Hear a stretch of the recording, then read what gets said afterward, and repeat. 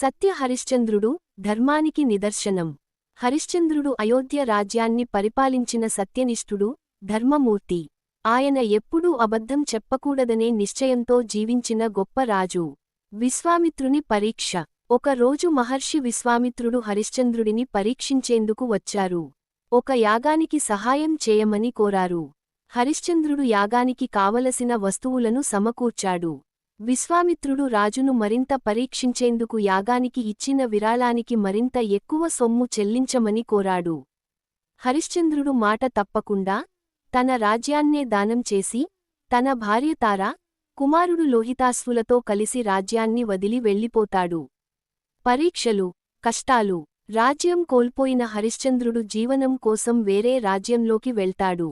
అక్కడ తన భార్యను కులదాసిగా పంపించి, తానే ఒక శ్మశానవాటిలో కాటికాపరిగా పనిచేస్తాడు.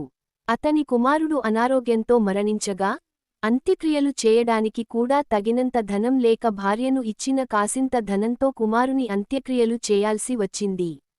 సత్యధర్మ విజయము. హరిశ్చంద్రుడి ధర్మనిష్టను చూసి దేవతలు ప్రసన్నమై, విశ్వామిత్రుడు ఆ పరీక్షను ముగించాడు. దేవతల కృపతో అతని కుమారుడు తిరిగి బతికి, హరిశ్చంద్రుడు తిరిగి తన రాజ్యాన్ని పొందాడు. నీతి. ఈ కథ ద్వారా సత్యం, ధర్మం ఎప్పుడూ నెగ్గుతాయి అనే విషయాన్ని మనం నేర్చుకోవచ్చు. కష్టసమయంలో కూడా ధర్మాన్ని విడిచిపెట్టకూడదని, సత్యానికి మించిన ఆయుధం లేదని ఈ కథ చాటి చెప్పుతుంది.